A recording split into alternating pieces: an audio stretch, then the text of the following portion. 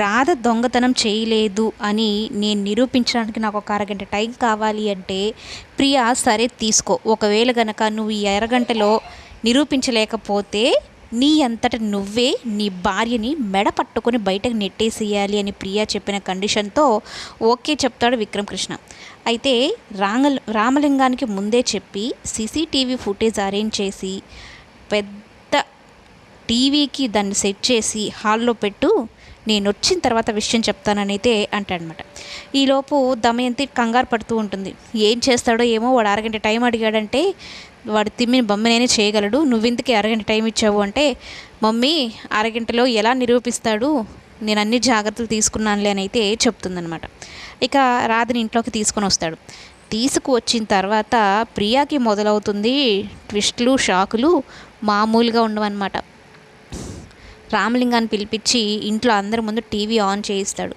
TV on చేసిన తర్వాత అప్పుడు ముసలావిడి గదిలోంచి ఎవరెవరు వచ్చారు అన్నదంతా చూస్తూ ఉంటారనమాట.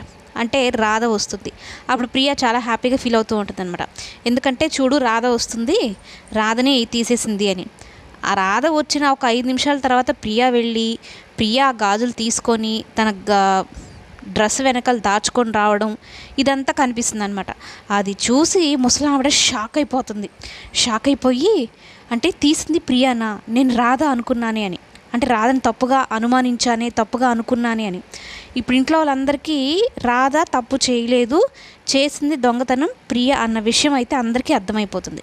సునంద వేసుకుంటుంది అనమాట, నా కోడలు ఏ తప్పు చేయకపోయినా తన మీద నింద వేసి తనని ఇంట్లోంచి పంపించేయాలనుకున్నారు, ఇప్పుడు ఎవరు తప్పు చేశారని తెలిస్తే వాళ్ళ ఇంట్లోంచి వెళ్ళిపోవాలి కదా, మరి నువ్వు వెళ్ళిపోతావా ఇంట్లోంచి అంటూ సునంద ప్రియని అడగడం మొదలు పెడుతుంది. ఒక్కసారిగా అందరి ముందు ప్రియ గురించి తెలిసేసరికి దమయంతికి తల తిప్పేసినట్టు అవుతుంది అనమాట. పరువు పోయినట్టుగా అనిపిస్తుంది. కానీ ఒక ఆడపిల్ల మీద నిందలు వేసి ఇంట్లోంచి బయటికి పంపించాలి అని చూస్తున్నావు అంటే నీది ఎంత చీప్ క్యారెక్టర్ నువ్వే చూసుకో అంటూ విక్రమ్ కృష్ణ అందరిలోనూ తిడతాడనమాట. అలాగే రాధ నా భార్య ఏ తప్పు చెయ్యలేదు నిరూపించడం కోసమే ఇదంతా, ఈ సీసీటీవీ ఫుటేజ్ అంతా. తను పేదరికంలో పుట్టుండొచ్చు కానీ తను స్థాయికే పేదరికం, కానీ గుణానికి ఎక్కువ ఐశ్వర్యవంతురాలు, ధనవంతురాలు, నీ అంత చీప్ క్యారెక్టర్ అయితే నా భార్య కాదు అంటూ రామచంద్రయ్య ముందే ప్రియా గురించి చెప్తాడనమాట.